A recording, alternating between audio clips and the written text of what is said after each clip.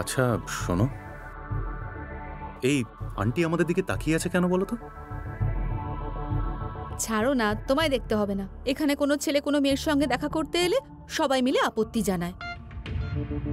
ছাড়ো, এত ভেবো না। টিপিক্যাল মিডল ক্লাস মেন্টালিটি সবার। এক মিনিট। নমস্কার। আরে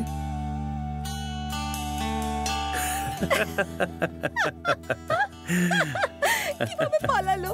তোমার এখানে কি যে হয় না, কি অদ্ভুত না? আচ্ছা ঠিক আছে, শোনো, তুমি ওপরে যাও, প্যাকিং করো আর ভালো করে ঘুমাও। আমি সকালে তোমায় পিক আপ করবো। Okay, bye, good night. Bye, see you.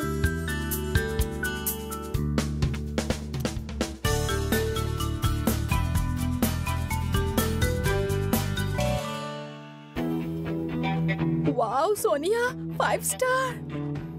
এজন্য বয়ফ্রেন্ড হলে রঘুর মতো হওয়া উচিত। সূর্যায়নের মতো স্ট্রাগলারের সঙ্গে থেকে কোনো লাভ নেই। সোনিয়া, তুই একদম ঠিক চয়েস করেছিস।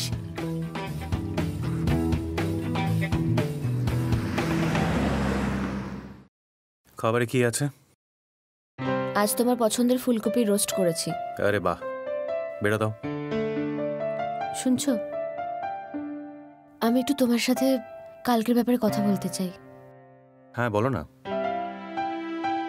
কালকের দিনটা তোমার মনে আছে তো? কি আছে কালকে?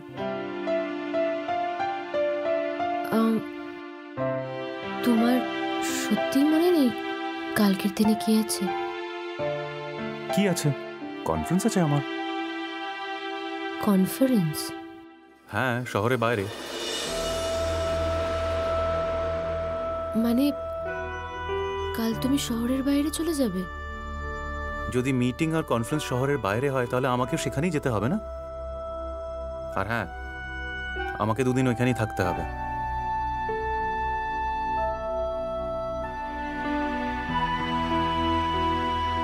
কি হলো, মুখ এরকম হয়ে গেল কেন? 2 দিনের জন্য, 2 বছর নয়।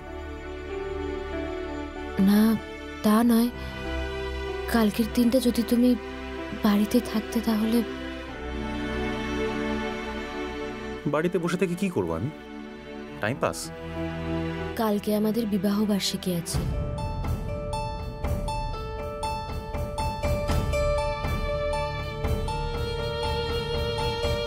আরে হ্যাঁ, তাই তো। হ্যাঁ, ওই কাজের প্রেসারে আমি একদম ভুলেই গেছি। কালকে না? হ্যাঁ না, আসলে আমি অনেক কিছু ভেবে রেখেছিলাম, এটা করব ওটা করব, কিন্তু তুমি তো বললে চলে যেতে হবে তোমায়। কাজ যখন আছে তখন তো আমায় যেতেই হবে না? খুব ইম্পর্ট্যান্ট একটা কনফারেন্স এটা। প্রমোশন পাওয়ার পর থেকে দায়িত্বগুলো আমার বেড়ে গেছে। আরে আরে এত রাগ করলে কি করে হবে? হ্যাঁ, করছি তো, এত বছর ধরে সেলিব্রেট তো আমরা করছি, তাই না? একটা বছর সেলিব্রেট না করলে কিছু হয় নাকি? বিয়েটা পুরনো হয়ে গেছে আমাদের। বিয়ের এত বছর হয়ে গেছে বলে সম্পর্ক পুরনো হয়ে যাবে? আমার তো সবসময় মনে হয় আমাদের প্রত্যেক বছর বিবাহ বার্ষিকী পালন করা উচিত। হ্যাঁ, কিন্তু প্রত্যেক বছর সেলিব্রেট করা হয়ে ওঠে না, তাই না? ঠিক আছে, করবো সেলিব্রেট আমরা, কিন্তু আমার আসার পরে। কালকে পসিবল হবে না। জল দাও।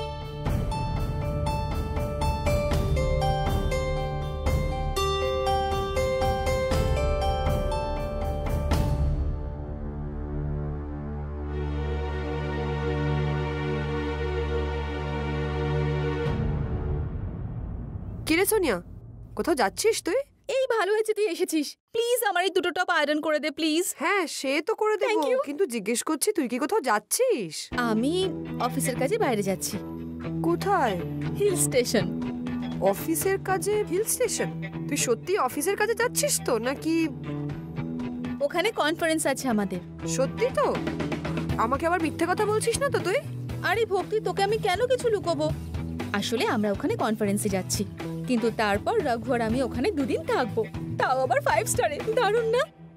রাঘব একটা ছোট বাচ্চার বাবা আর একজন ভদ্রমহিলার স্বামী, আর আর সোনিয়া ওকে ফাঁসিয়ে হিল স্টেশন নিয়ে যাচ্ছে। আমার মনে হচ্ছে ওকে বলে দিই যে আমি সব জানতে পেরে গেছি, রাঘবের স্ত্রী কে সেটাও আমি জানি। বলাটা কি উচিত হবে? কি ভাবছিস, আয়রনটা করবি তো? হ্যাঁ সোনিয়া, আমি কখনো কারোর সঙ্গে খারাপ ব্যবহার করি না, আর কারোর সম্পর্কে খারাপ ভাবিও না। কেন বলতো? কারণ আমি আজ যদি কারোর ক্ষতি করি না, তাহলে কখনো না কখনো আমার ক্ষতি হবেই। আরে তোর প্রবলেমটা কি বলতো? তোর যদি আয়রন করতে ইচ্ছে না হয় তাহলে করিস না, দে, কিন্তু ফালতু জ্ঞান দিস না আমায়। আর কি বলতো, ওর বউকে নিয়ে তোর এত কিসের চিন্তা? তোর বান্ধবী হয় নাকি? ওর স্ত্রী আমার কেউই হয় না। আমি শুধুমাত্র মনুষ্যত্বের খাতিরে এই কথাগুলো বলছি। শুধু নিজের খুশির জন্য অন্য লোককে দুঃখ দেওয়াটা ঠিক না সোনিয়া। এখনো কিন্তু তোর হাতে সময় আছে, নিজেকে পাল্টে নে। ওর স্ত্রীর সঙ্গে এমনটা করে ওকে দুঃখ দেওয়াটা ঠিক হবে না, নয়তো তুইও কখনো না কখনো এমনই কষ্ট পাবি। বক বক বক।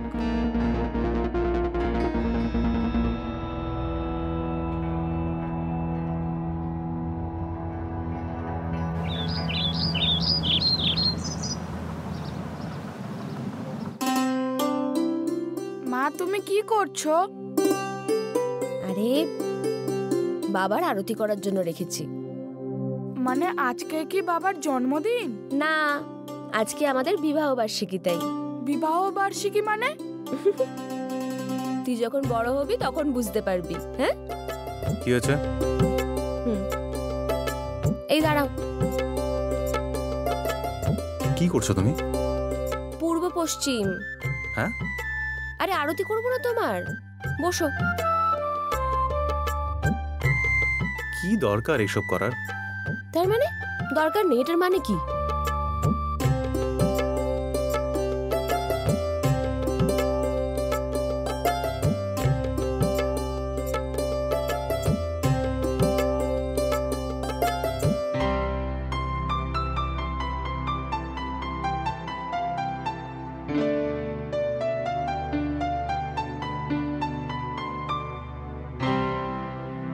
আমাকেও সন্দেশ দাও। হ্যাঁ আকাশ, যা আগে স্কুলের ব্যাগটা গুছিয়ে নে, স্কুলে যাবার সময় হয়ে যাচ্ছে তো। হ্যাঁ যা। শোনো, আরে এটা তুমি কি করছো? আজকের দিনে প্রণাম করতে দাও, আশীর্বাদ করো আমায়। অবশ্য আজকের দিনে আমাদের উচিত বাড়ির গুরুজনদের প্রণাম করা এবং তাদের আশীর্বাদ নেওয়া। কিন্তু আমাদের মা বাবা সবাই তো গ্রামে রয়েছে, কি আর করা যাবে। চা দাও। হ্যাঁ,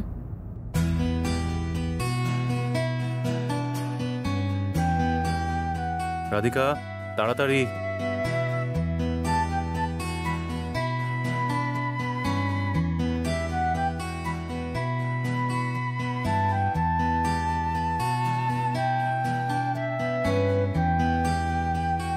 শুনছো? হুম, আজকে না আমার খুব মনে পড়ছে আমাদের সেই বিয়ের সময়ের কথা। মনে আছে তোমার? আমাদের বিয়েতে কত লোকজন এসেছিল বলো তো? সব আত্মীয় স্বজনরা এসেছিল, কাকু কাকিমা, মামা মামি, মাসিরা, তোমার বন্ধু বান্ধব, আমার বন্ধু বান্ধব, সবাই এসেছিল। খুব মজা হয়েছিল, তাই না? হুম। আর আমাদের প্রথম দেখা কলেজে তো, সবাই যে বসেছিলাম একদিন, ওই যে আমরা গানের লড়াই খেলছিলাম সবাই মিলে, আর তাও তুমি আর আমি একে অপরের বিরুদ্ধে, আর তোমরা খালি চিটিংই করে যাচ্ছ, জিততে আর পারলে না।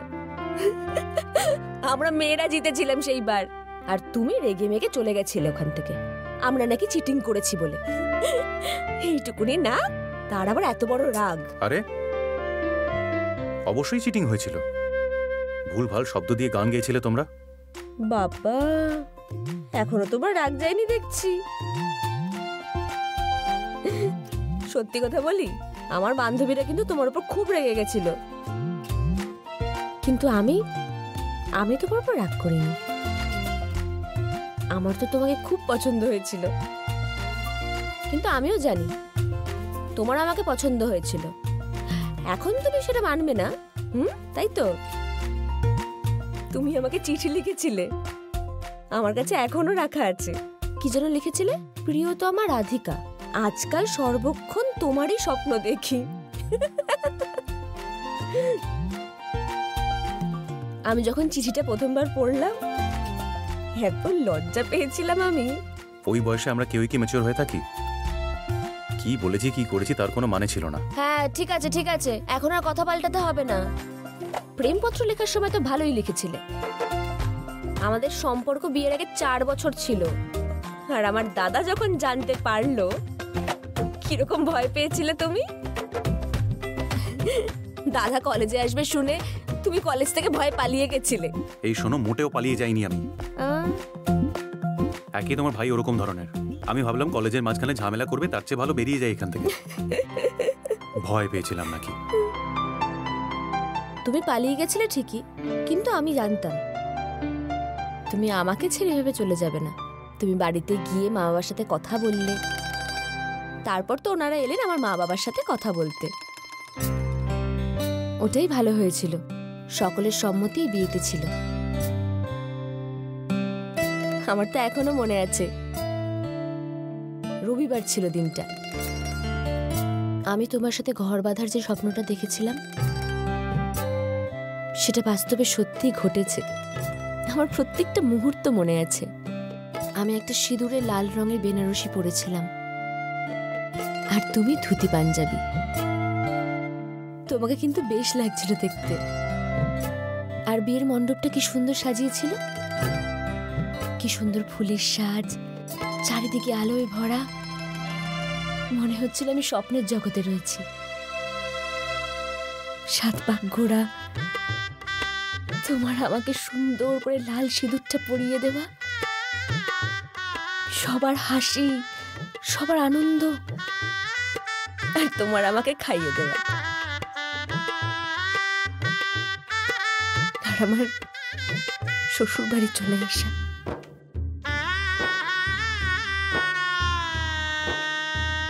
সবকিছু মনে আছে আমার, সব কিরকম ভেসে ওঠে চোখের সামনে। মনে হয় যেন নিজের জীবনটাই সিনেমার মতন চোখের সামনে দেখতে পাচ্ছি।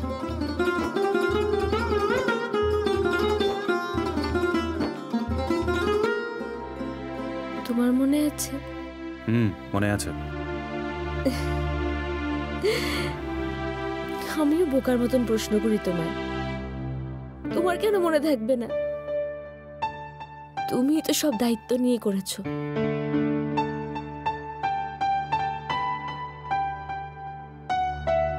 কি হলো? সত্যি বলছি, আমি সত্যি খুব ভাগ্যবতী। তোমার মতন আমি একজন স্বামী পেয়েছি যে আমাকে এতটা ভালোবাসে।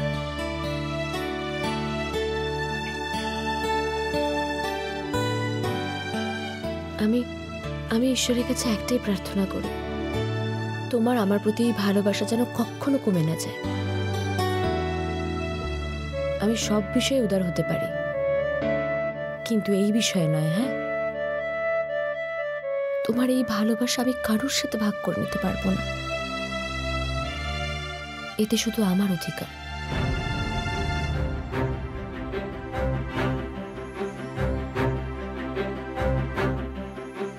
ঠিক বলেছি তো? হ্যাঁ হ্যাঁ হ্যাঁ, চলো, আমার দেরি হচ্ছে, আসি।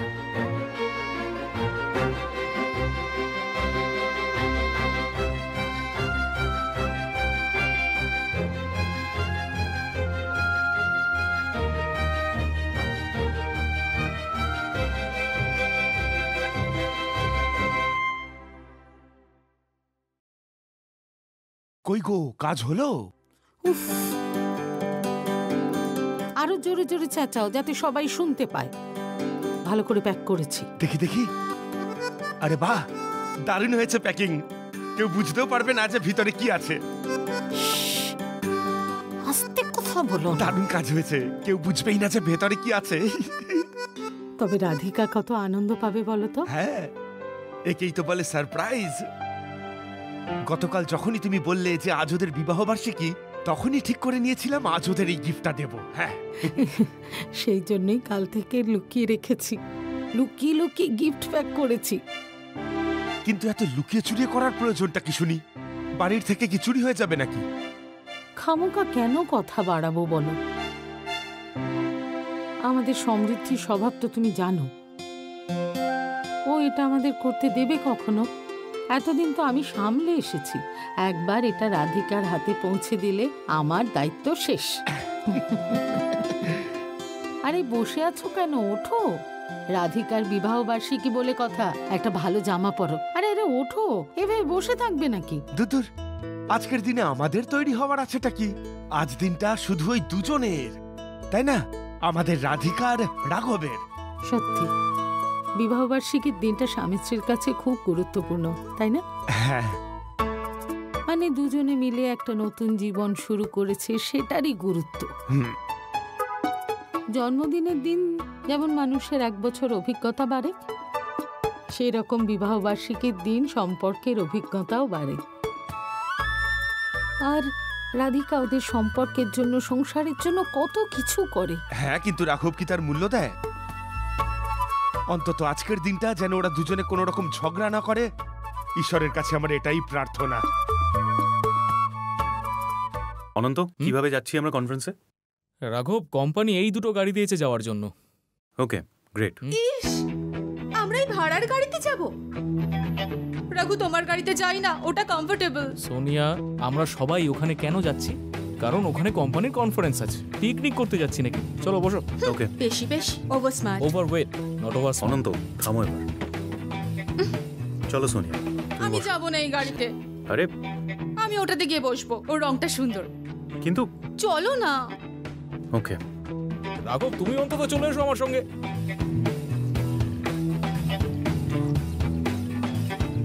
গুড মর্নিং মিস্টার গুপ্ত। হ্যাঁ হ্যাঁ, hello, good morning. Good morning sir. Good morning sir. Morning. এবার কি আমাদের এদের সঙ্গে যেতে হবে? সোনিয়া, অবশ্যই সোনিয়া, আমরা সবাই যাচ্ছি। এই কনফারেন্সে আমাদের সবাইকে ডাকা হয়েছে। হ্যাঁ, আমি জানি। আমাদের এক গাড়িতে যাওয়ার কথা ছিল না? সোনিয়া, কিন্তু এক্সকিউজ মি, হ্যাঁ আমি আসছি, 1 মিনিট। ছাড়ো। সোনিয়া, কি শুরু করেছো তুমি? এই, আমি আবার কি করলাম? আমার কি হয়েছে মানে? ওরা নেমে গেলেন কেন? আমি ওই বুড়ো লোকটার পাশে বসে যাব না। আমরা আলাদা গাড়িতে যাব। আরে, তুমি তো জানো ইটস নট পসিবল। পসিবল না হলে তুমি একাই যাও, আমি আর যাচ্ছি না। সোনিয়া। অনন্ত, বলছি সোনিয়ার প্রবলেমটা কি? স্যার, সোনিয়া একটা অন্য গাড়ি চাইছে। অন্য গাড়ি? ও নিজেকে মহারানী ভাবে নাকি? গল্পের রানী।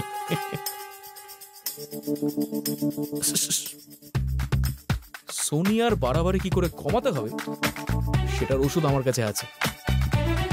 সূর্যায়ন, হ্যাঁ স্যার, তুমি যাও, রাঘব স্যারকে গিয়ে বলো একটা গাড়িতে আমরা সবাই যাচ্ছি, ওনারা দুজন অন্য গাড়িতে চলে আসুন।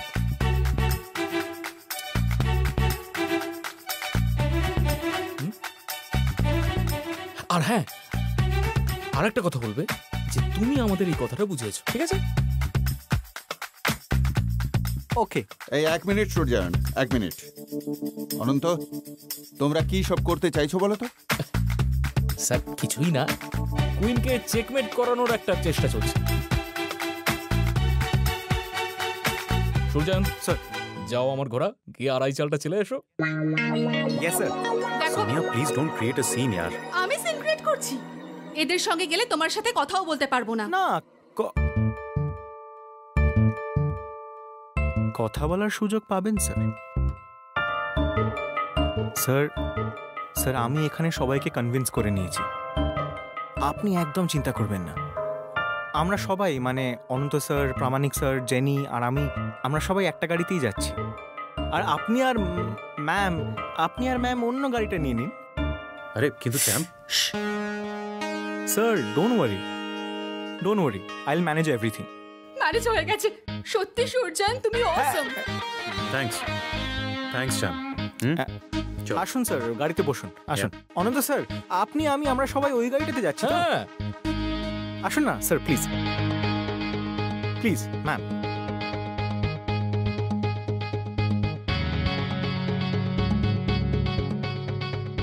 Sir, plan successful.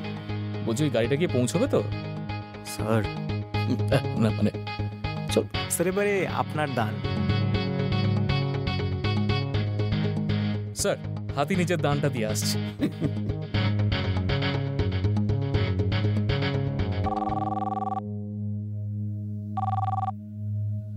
Hello, hello বৌদি। কি অনন্তদা বলছেন নাকি? হ্যাঁ, হ্যাঁ বলুন। আজকে আপনাদের বিবাহ বার্ষিকী তো? বাবা, আপনার মনে আছে দেখছি। আরে আমি কি ভুলতে পারি নাকি? আপনাকে বিবাহ বার্ষিকীর আন্তরিক শুভেচ্ছা জানাই। ধন্যবাদ দাদা। বলছি কোনো প্ল্যান ট্যান করেননি নাকি আপনি আর রাঘব? না তো, ও একটা কনফারেন্সের জন্য শহরের বাইরে যাচ্ছে তো। হ্যাঁ সেটা তো ঠিকই, আমরা সবাই সেখানেই যাচ্ছি আর কি। সেই জন্যই তো, কি আর প্ল্যান করব বলুন? আরে আপনার এই ভাই আছে তো, যে কোনো ইম্পসিবলকে পসিবল করে দিতে পারে। মানে? না, আমি ঠিক বুঝতে পারছি না। আরে আপনিও চলে আসুন না, সবাই মিলে অ্যানিভার্সারি সেলিব্রেট করব। মানে আপনাদের ওখানে? হ্যাঁ। না কিন্তু কনফারেন্স আছে তো। আছে, কিন্তু সেটা সন্ধ্যেবেলা তো শেষ হয়ে যাবে। তারপর বাকি দুদিন আপনি আর রাঘব একটু এনজয় করে নেবেন। সত্যি?